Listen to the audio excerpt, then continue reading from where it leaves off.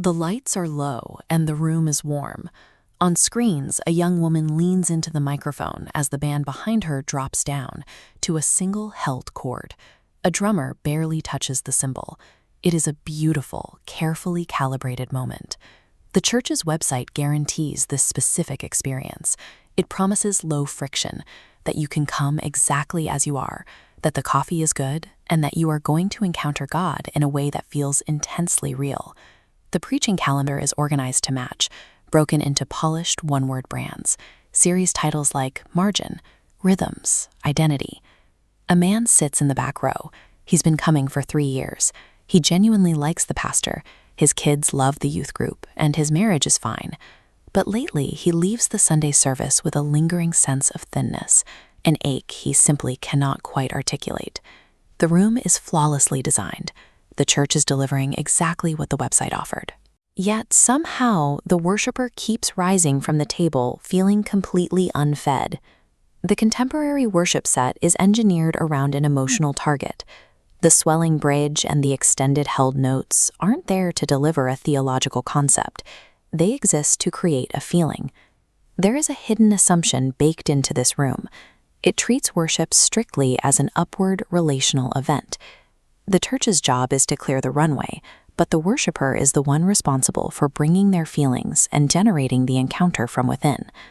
When the band drops out and the room reaches its emotional peak, the moment is vivid. But that feeling is notoriously fragile. It fades by the afternoon, and it is entirely gone by Tuesday. This exhaustion isn't a symptom of a weak personal faith. It is the natural result of living inside a religious system that relies on maintaining a temporary mood. For 19 centuries, the Christian tradition operated on a very specific premise. The worshiper is a patient. The historic church acted as a dispensary. It administered the medicine of grace to people who wouldn't have known how to prescribe it for themselves, and certainly wouldn't have asked for it on their own initiative. In the 1970s, an alternative model emerged in suburban Chicago. The seeker-sensitive movement looked at the unchurched public and saw a consumer. Leaders began asking the audience what they wanted from a worship hour. They reverse-engineered Sunday morning based on market research, prioritizing approachability, low entry friction, and the self-reported felt needs of the congregation. This corporate methodology didn't stay inside the auditorium. It moved into the believer's bedside reading. Best-selling books mapped out a Christian existence scaled directly to personal giftings, available time, and individual goals. Within a few decades, this consumer-centric sensibility stopped being a distinct movement. It became the default operating system for mainstream American non-denominational Christianity. It became the water. By successfully giving the consumer exactly what they asked for in a survey, the church stopped delivering the life-saving medicine the patient actually required. This new audience required a new type of preaching. Pastors adopted the application model. They read a biblical text, extract practical life principles, and tell the hearer how to apply those principles to their marriage or their leadership skills on Monday morning. The application model functions like a structural bridge, connecting the biblical world to the modern calendar. The problem is, it demands the exhausted worshiper walk across it.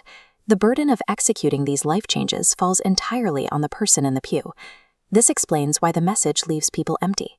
It isn't spiritual food. It is a self-help to-do list wearing the vocabulary of theology.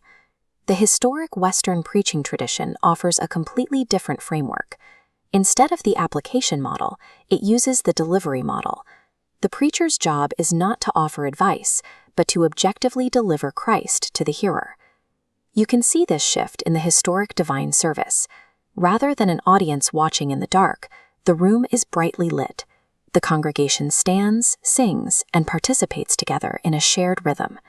When they speak the creeds or the Lord's Prayer, they aren't trying to spark new feelings. The grammar of these prayers is a request to be drawn into the work God is already doing without them. And when it comes to the sacraments of communion and absolution, the gifts are tangible. The bread and wine are objective food placed in the worshiper's hands, effective regardless of how the person feels at that exact second. The repetition of the liturgy is not a performance, it is a rescue vehicle. It carries the worshiper through the months and years when their own heart is simply too tired to hold itself up. So to the man sitting in the back row of a dimly lit auditorium, trying to figure out why he feels so hungry after the final song, your sense of starvation is real. Feeling unfulfilled in a seeker-sensitive room is not a private failure. It doesn't mean you are backsliding or that you are doing Christianity wrong. That specific hunger is actually grace. It is the active work of the Holy Spirit, pulling you toward the historic, enduring gifts of the Church. There is a patient, quiet alternative waiting for you, a place organized not around your ability to feel, but around an altar where the medicine you need is freely distributed. You do not have to manufacture your own spiritual survival. The true food has been waiting for you all along.